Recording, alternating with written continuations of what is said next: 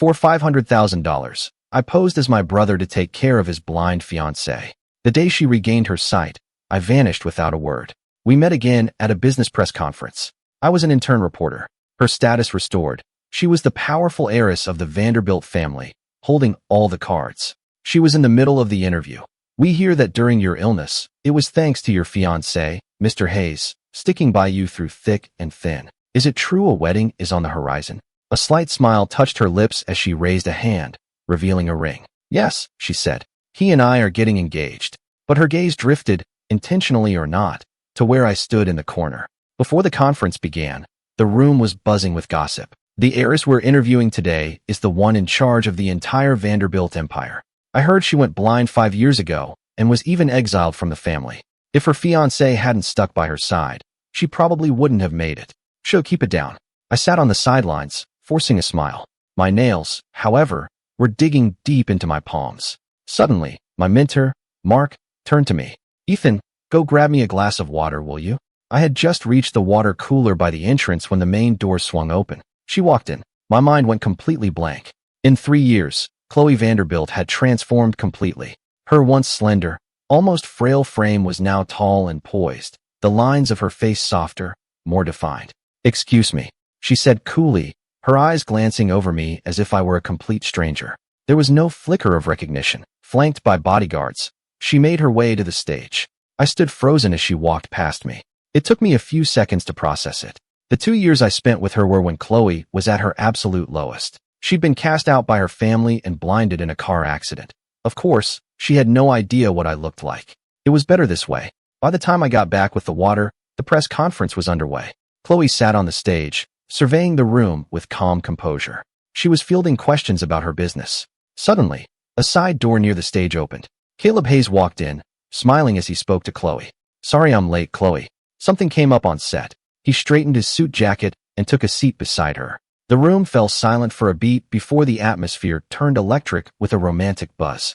Mark took a sip of water and glanced over at me, his eyes wide as if he'd just discovered America. Ethan, you know, you and Caleb Hayes actually look a little alike. I pressed my lips together and forced a laugh. He's a huge movie star. You're giving me way too much credit. Of course we looked alike.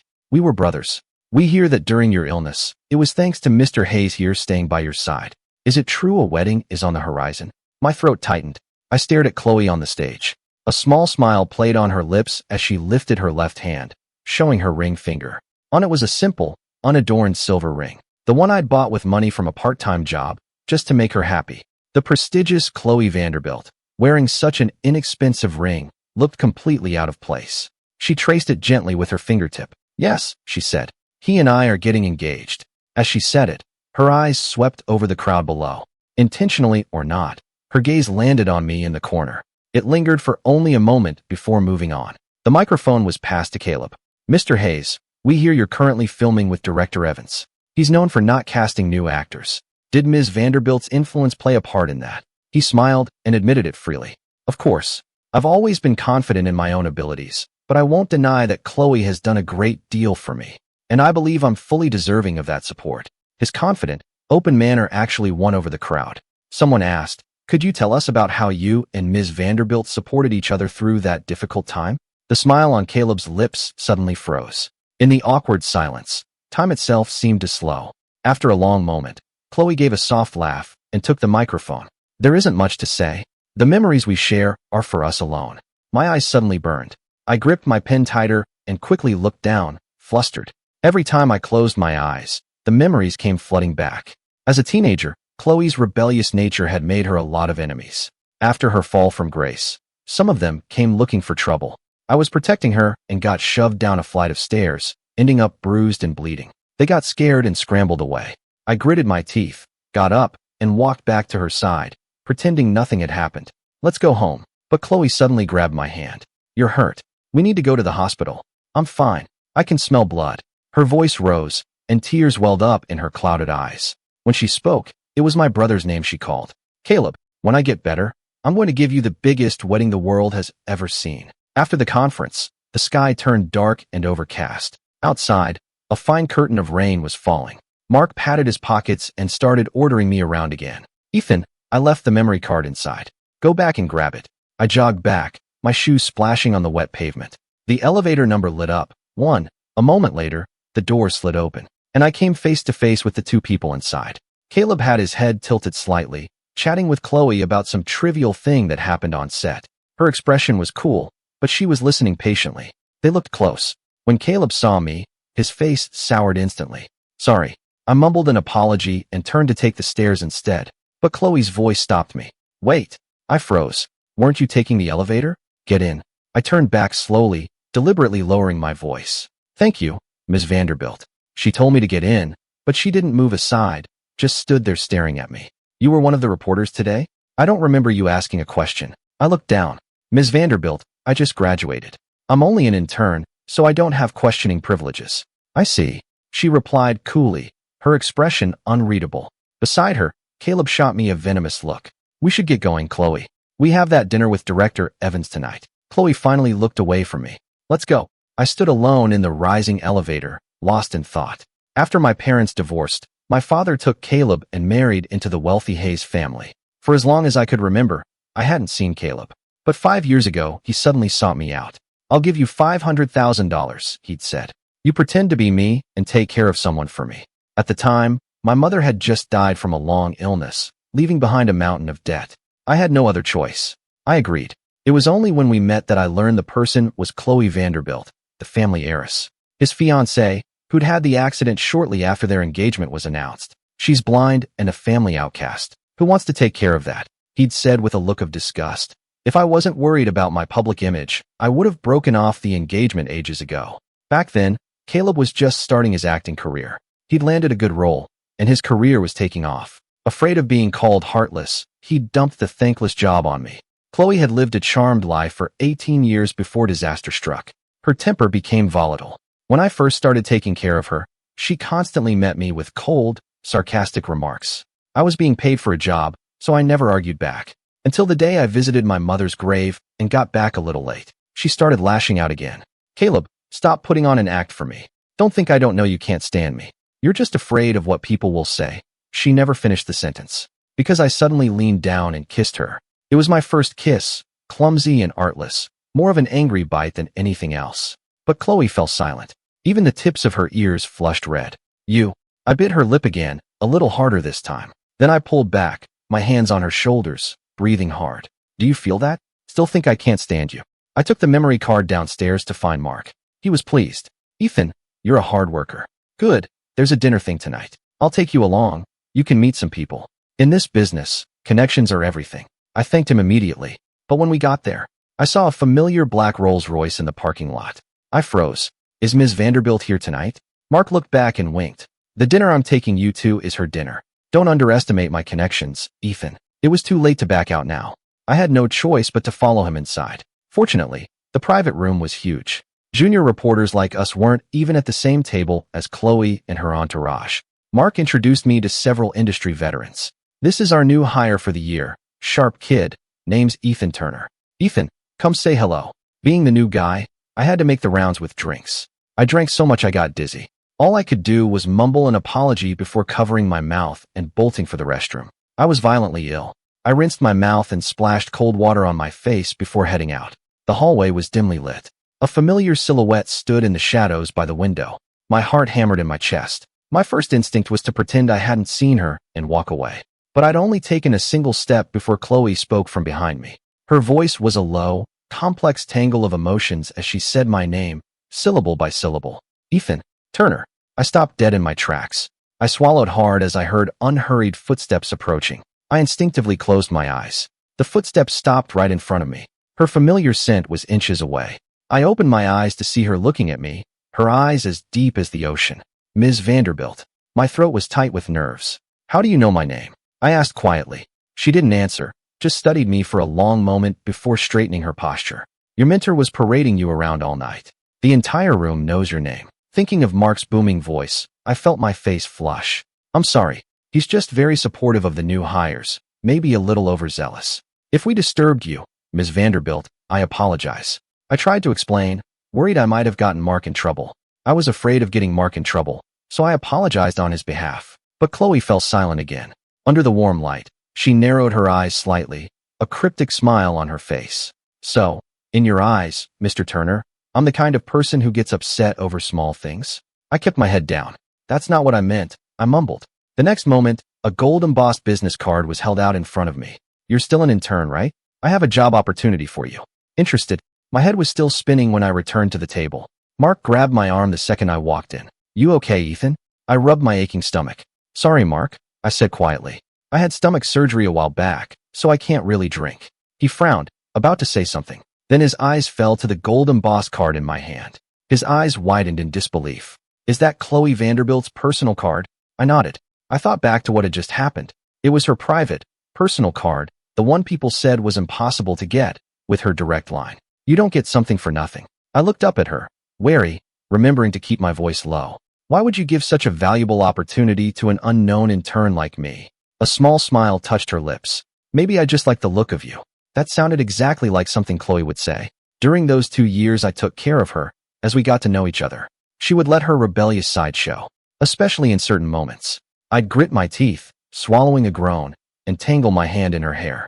You can't see, so stop moving. In the dim light, she would tilt her head up, soft wisps of hair brushing against her unfocused eyes. She'd lick her lips, her fingers pressing lightly against the back of my neck. My other senses are fine, she'd whisper. So you need to be louder. Let me hear you. I snapped back to the present and made up some excuse for Mark. The next day at work, my boss called me into his office. He was all smiles. Ethan, you know that hit reality dating show? Get ready. You're going to be on it as a special guest commentator. But once I started prepping for the job, I found out the next episode's guests were Caleb and Chloe. After the press conference, the news of their engagement was trending everywhere. It was all pre-show publicity. The fans in the comments were losing their minds. They went through hell together, and now they're at the top. It's the perfect love story.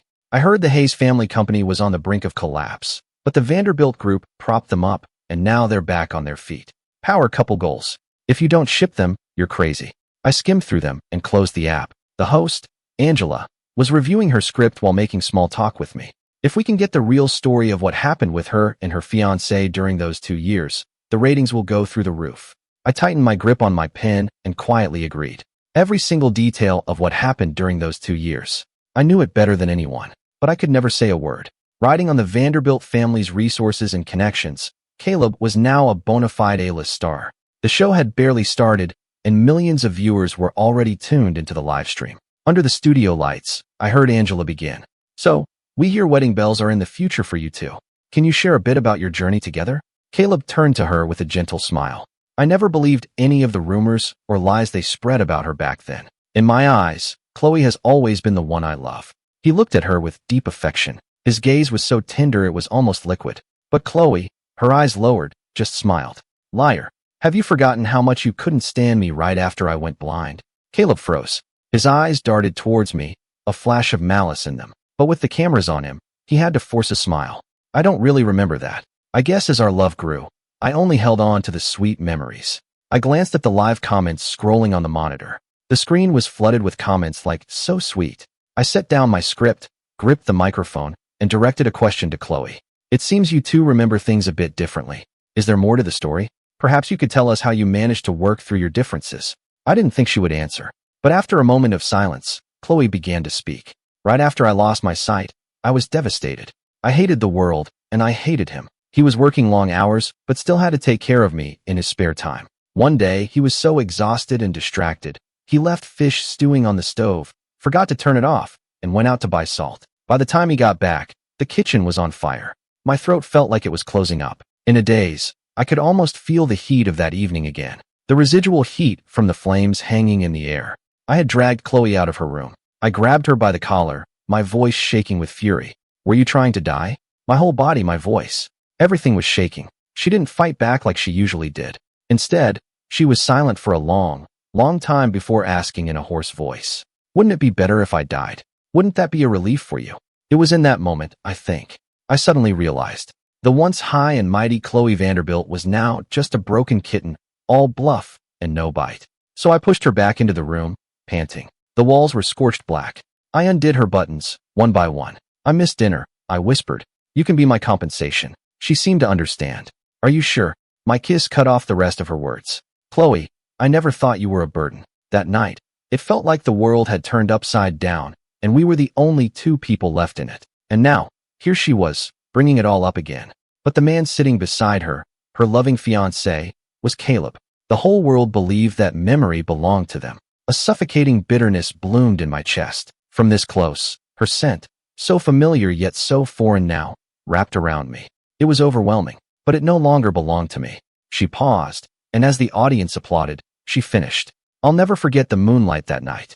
It was so bright you could see everything. I couldn't see it, but he described it to me all night long. I gripped my pen and quickly bowed my head.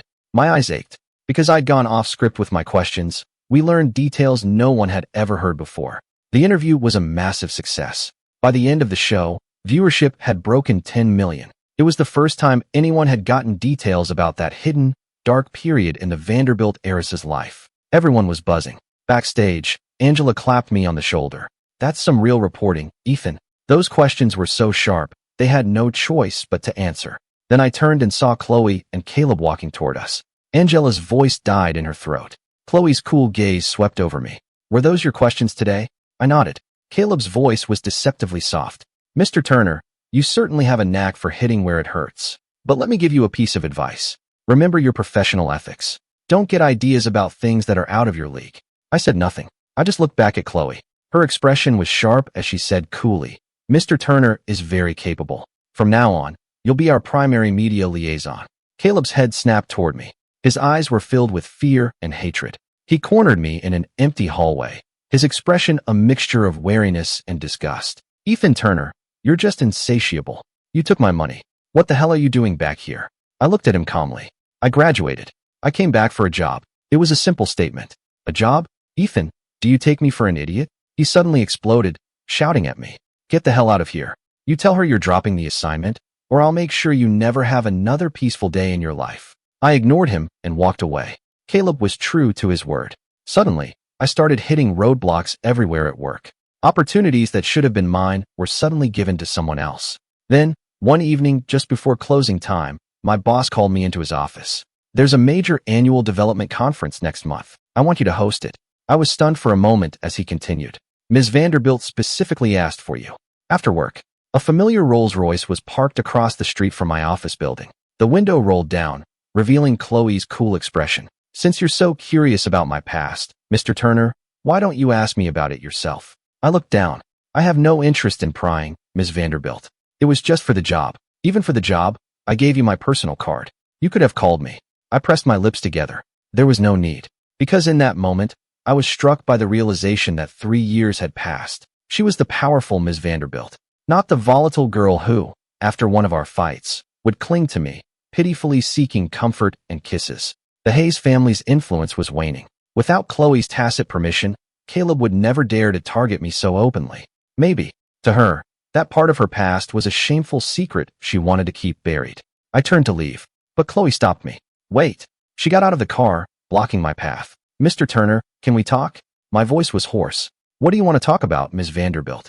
A small smile played on Chloe's lips. Her gaze softened with something that looked like resignation. About work. Is that okay? Over the next couple of weeks, Chloe sought me out twice more. We went over the key announcements for the conference. At the end of our last meeting, as if she'd just remembered, she handed me a file. This is a major tourism project we're partnering with the state on. It hasn't been announced yet. You can break the story at the conference. It'll be your exclusive. I was silent for a moment. I took the file and thanked her. When Mark found out, he kept insisting. It seems like Ms. Vanderbilt really respects you. Maybe you should subtly mention how Caleb has been sabotaging you. I just smiled as I edited my script. There's no need. Why would she cause trouble for her fiancé over a reporter she barely knows? The day of the conference arrived. The venue was packed. Chloe's seat, front and center, was empty. Under the glare of the spotlights, I was announcing the Vanderbilt Group's next major partnerships. Suddenly, a reporter I didn't recognize stood up and shouted at me.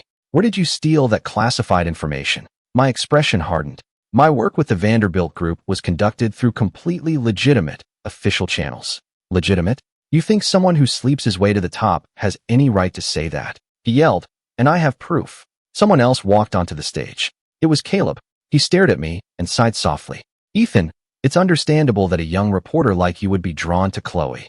I wanted to give you a way out, but you just don't know when to quit. Behind me, the large screen suddenly switched from my presentation to a series of compromising photos. The person in the photos was me. You sent him these photos. You showed up at his hotel room door in the middle of the night wearing just a towel, and we have the security footage of you and your boss checking into a hotel together. As he spoke, the images on the screen changed again. There I was, on the screen, walking into a dimly lit hotel side by side with my boss. You're a repeat offender. As the room erupted in an uproar, the main doors at the back of the hall swung open. Chloe strode in, her sharp gaze sweeping across the room. It passed over my face without a flicker of recognition. My heart sank. The spotlight felt like a public execution. The crowd started murmuring. He's a disgrace to our profession. It's disgusting, absolutely shameless. He has no professional ethics. He should be blacklisted. I didn't look at anyone else. My eyes were fixed on Chloe. I watched as she turned to Caleb and asked coolly, "What did you just say?" Caleb said, "Chloe, he's been deceiving you. He posed as a reporter to get close to you, to steal confidential information and harm the Vanderbilt group. He even slept his way into hosting this conference." Chloe was silent for a moment. Then she looked at me. "Do you have anything to say?" What was there to say? I could feel the hatred and smug satisfaction in Caleb's eyes as he looked at me. It was all so absurd. He was only 2 years older than me. We were full-blooded brothers. After our mother died, we should have been the closest people in the world to each other. I gave a scornful laugh. I gripped the microphone. "I'd like to say, Ms. Vanderbilt, your fiancé is spouting lies and slander. And if you're going to stand by and let him twist the truth simply because you love him, I will report that fact in my story about today's conference. The public isn't stupid. They won't trust projects led by someone with such poor judgment. The rebellious girl I once knew, or the ruthless CEO she was rumored to be now. Either one should have been furious at such a blatant threat. But she just walked onto the stage, step by step, into the light. She stood on the same level as me, facing me, and in a soft voice, she said my name, Ethan Turner. A sudden, sharp pain filled my heart. I couldn't bear to hear her defend Caleb. I turned my head away and said, enunciating every word, "All of the accusations made against me are baseless slander. My relationship with Mr. Hayes' fiancée, Ms. Vanderbilt, has been strictly professional. We have had no personal contact whatsoever. No contact." Chloe's voice cut me off before I could finish. "You gave me this ring. Don't you plan on taking responsibility for that?" I froze, my head snapping toward her. She held up her left hand, showing the simple silver ring on her finger. It was cheap, the craftsmanship mediocre, but she had taken such good care of it that it shone brilliantly under the lights. That ring threw me back 4 years in an instant. It was Chloe's 19th birthday. For the first 18 years of her life, every birthday had been a lavish, spectacular affair. This time, she was at her lowest, with only me by her side.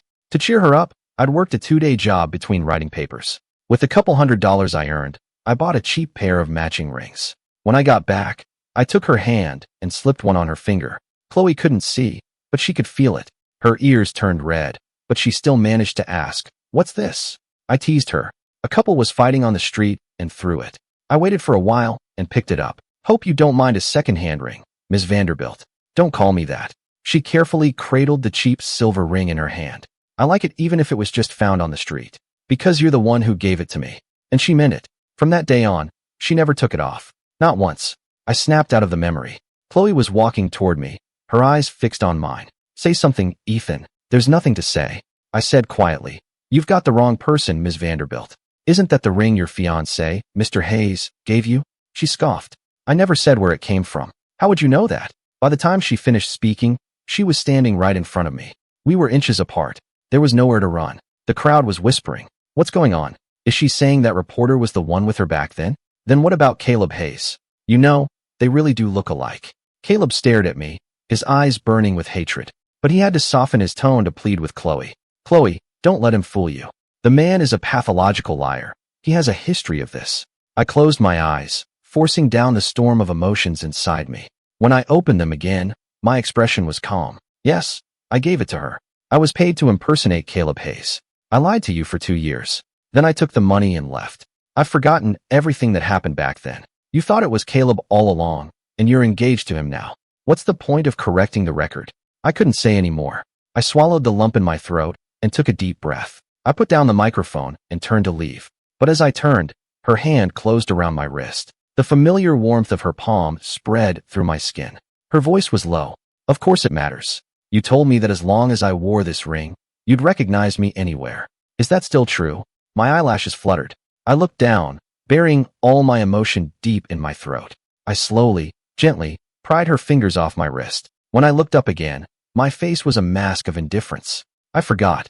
I was lying. The truth is, during my years studying abroad, I thought about Chloe all the time. In the winter of her 19th year, right before she was set to return to her family, we were at the height of our passion. The winters there were so dry that static electricity would spark between us when we kissed, a tiny, pleasant sting. I thought about telling her the truth more than once. So many times, in moments of passion, she would kiss my ear and whisper his name. Caleb, Caleb, don't leave me. It was like a bucket of ice water dumped over my head. In that instant, I would realize. From the very beginning, I had come to her under false pretenses, a replacement with a shameful secret. Chloe had once told me, when I was little, my cousin tricked me into a closet and locked the door. I almost died in there. I hate being lied to more than anything in the world. If she knew the truth, would she hate me to her very core? On the eve of Chloe's 20th birthday, her grandfather, after a serious illness, accidentally learned the truth about what had happened to her. Chloe had been framed from the start. Even the car accident was orchestrated. He sent someone to contact Caleb, telling him they were bringing Chloe home. Caleb showed up at my door. He was a famous actor by then, and he looked down at me with arrogant disdain. The Vanderbilts are taking her back. You're not still dreaming of marrying into money, are you? Stop dreaming. To the Vanderbilts, to Chloe, the only person they recognize is me, Caleb Hayes. You were just a cheap imitation from the start. He pulled a check from his wallet and threw it at me. Here's another $500,000. Stop dreaming, or I'll tell everyone the truth about what you did. I snapped my head up, glaring at him. Caleb, she was your mother too. My mother is a Hayes. What was she? He sneered. Just a whore. I lost it.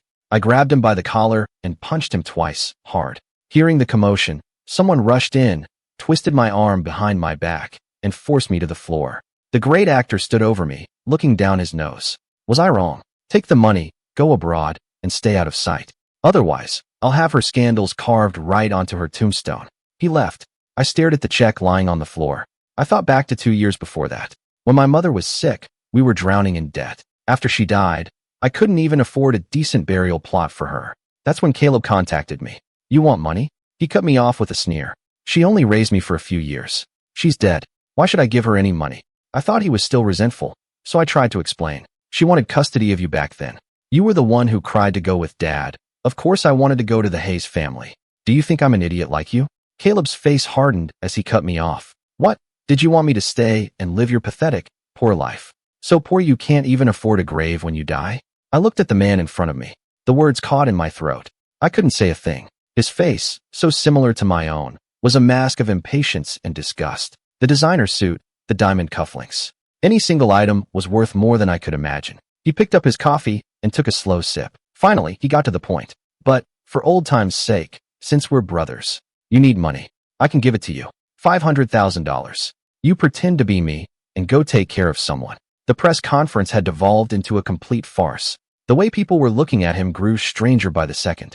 Some reporters were even turning their microphones and cameras on him. Mr. Hayes, is what Ms. Vanderbilt just said true? Was the person who stayed with her during her darkest time really Mr. Turner, not you? Were all of your earlier accusations lies? He couldn't defend himself, so he turned to Chloe, pleading. Chloe, you know me better than anyone. I was with you all that time. How could I do something like that? Chloe looked down at him from the stage and smiled. Don't be afraid. You said you had irrefutable proof, didn't you? My lawyers are here. Everything that happened today is being recorded as evidence. Her voice was soft and soothing, almost a comfort. But Caleb looked as if he'd seen a ghost and began to tremble uncontrollably. The press conference was over. I gathered my notes and walked off the stage. Chloe followed silently behind me. It's raining. Let me give you a ride. The rain was coming down in sheets. I thought about it for 3 seconds and decided not to punish myself. As I settled into the passenger seat of her Rolls-Royce, I glanced over and saw a flicker of secret happiness in her eyes. But when I took out my phone, I saw that the drama from the press conference had been live-streamed. It was trending everywhere. Under multiple hashtags, people were arguing fiercely. So Caleb Hayes just stole credit from that reporter? How shameless can you be? Stole credit? The guy slept his way into the industry. Who knows who's lying? It's been confirmed. Those photos were photoshopped. Even if the accusations were true, he was just paid to do a job from the start. He did the job, he got paid. What's he got to complain about? Am I the only one who feels bad for Chloe? Both men in her life are terrible, and both of them lied to her. Something caught in my chest. I quickly locked my phone and looked out the window. Rain streamed down the glass like tiny rivers. It blurred the passing city lights into a kaleidoscope of color. The city looked the same as it had 3 years ago, but between Chloe and me, everything had changed. Back then, the Vanderbilts had hired the best specialist in the field. After 2 surgeries, Chloe could finally see again. Caleb had hired expensive bodyguards to watch me 24/7, making sure I couldn't get anywhere near her. He was terrified I would go to Chloe and tell her the truth. But on the day she regained her sight, his men brought me to the hospital themselves. I couldn't see her through the hospital room door, but I could hear the insecurity in her voice as she called out, "Caleb, Chloe, I'm here." Caleb's voice was low. "I was so worried about you." He had deliberately altered his voice to sound almost exactly like mine. Chloe didn't notice a thing. She just sounded a little upset. "You promised you'd be the first person I saw when I could see again. You broke your promise." I didn't stay to hear the rest. A sharp pain surged through my chest, so intense it almost consumed me. From the very beginning, in Chloe's world, the person who had been with her for those 2 years was Caleb. It was never me, never Ethan Turner. Caleb's bodyguards dragged me into a nearby waiting room. A few moments later, he walked in. The look on his face was as arrogant as ever, except for a small, bleeding cut on his lip. "Chloe did that," he said. "She really loves me. She can't live without me." He spoke slowly, deliberately. "You took good care of her these past 2 years, but as far as she's concerned, I was the one who did it all. Someone like you, from your background, could never, ever be with someone like her. Where are you headed?" "Home." Chloe's voice cut through my memories, pulling me back to the present. I kept my head slightly bowed. "Could you drop me at the office, Ms. Vanderbilt? I still have some work to finish." But she didn't start the car. Instead, she leaned across the console, one hand on the steering wheel. She looked almost hurt. "Ethan, do you have to be so formal with me?" Her familiar scent, so close. It mingled with the clean smell of the rain, wrapping around me. It threatened to pull me back into the vortex of memories. In that moment, I couldn't hold it in any longer. I pushed her away and looked at her coldly. "What else should I call you? Miss Vanderbilt? Or Chloe? Or maybe you want to call me Caleb again, like you did 3 years ago when I was bleeding on the ground for you." She fell silent. "Those 2 years are over. The man you were engaged to, from start to finish, was Caleb. Your life is back on track. Why are you bothering me now?" "But this isn't my track." Chloe looked at me, her eyes turning red. I had never even met Caleb before then. From the very beginning, the only person I knew was you.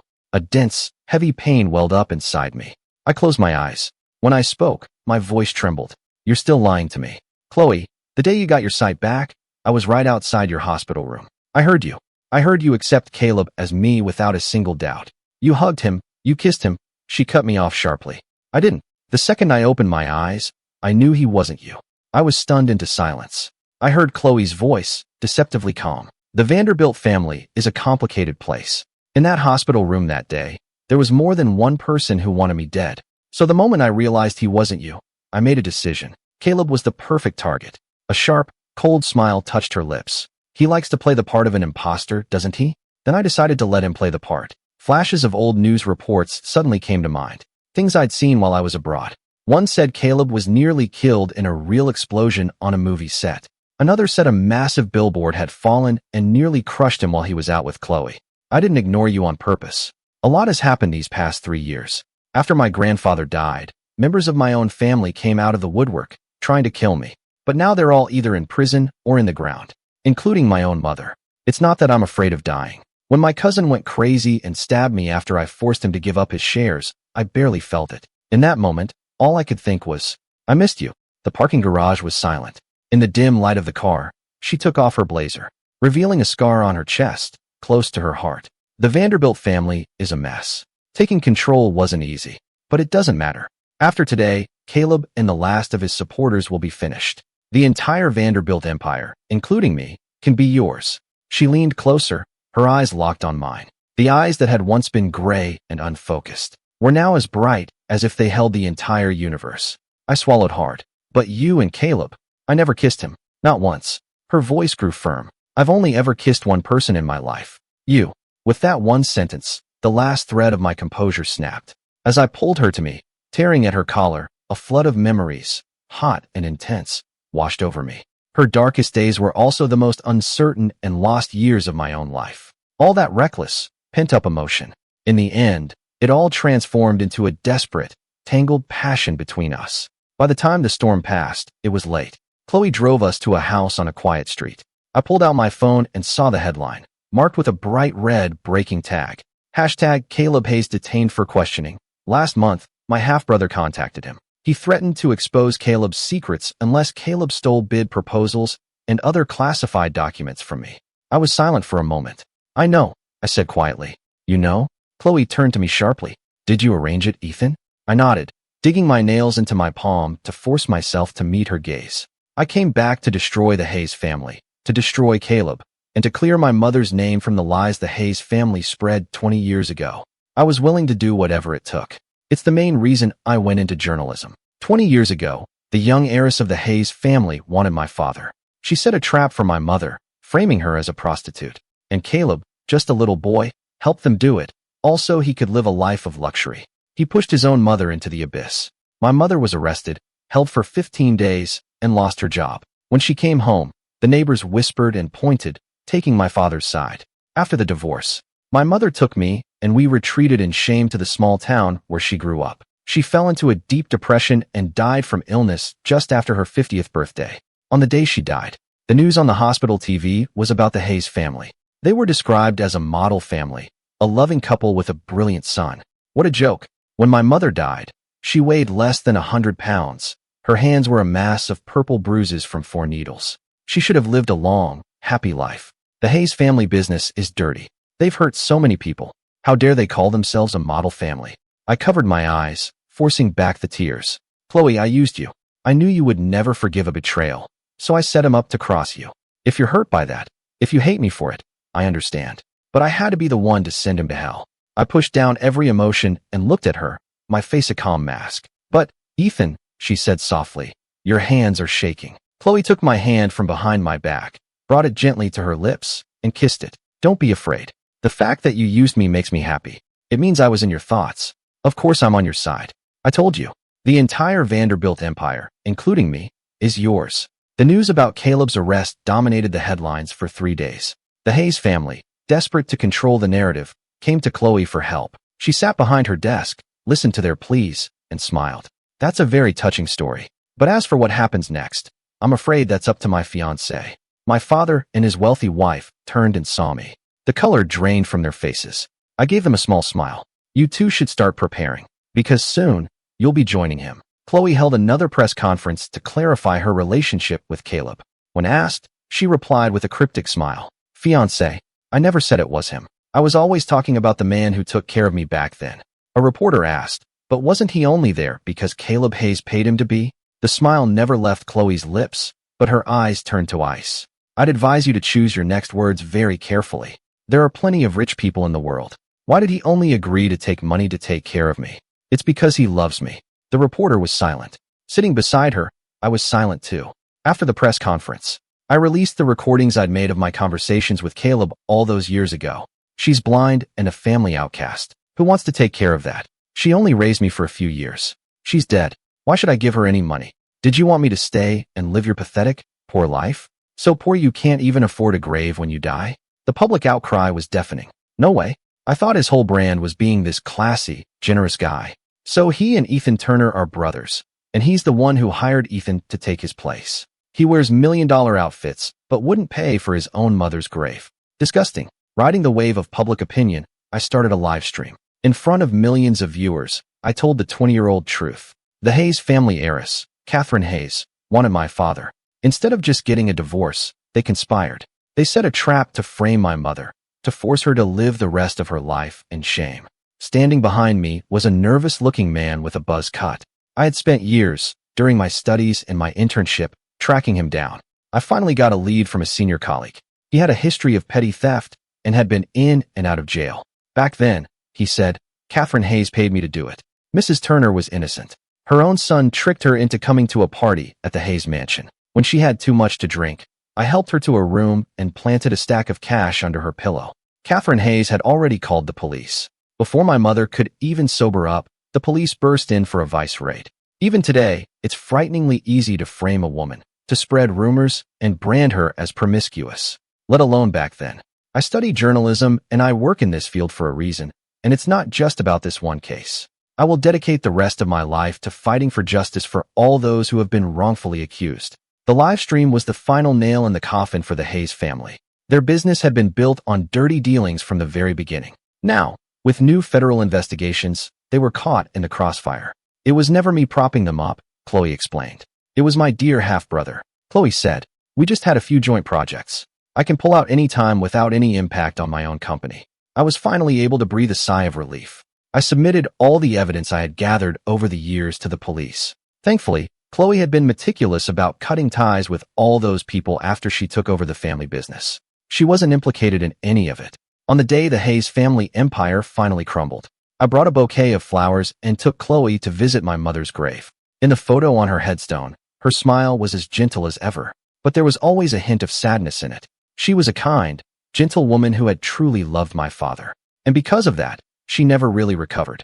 Right before she died, I told Chloe.